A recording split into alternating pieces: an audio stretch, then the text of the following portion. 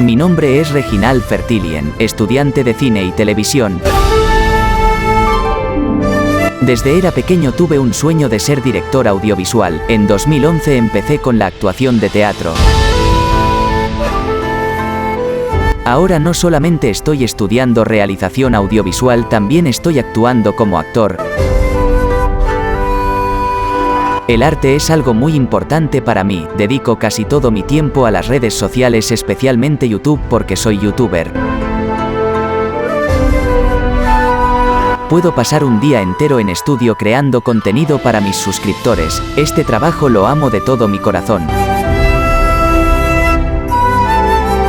Quiero terminar con esta frase del expresidente Pepe Mujica: la vida se te escapa y se te va minuto a minuto y no puedes ir al supermercado y comprar vida, entonces luchar por vivirla, por darle contenido a la vida.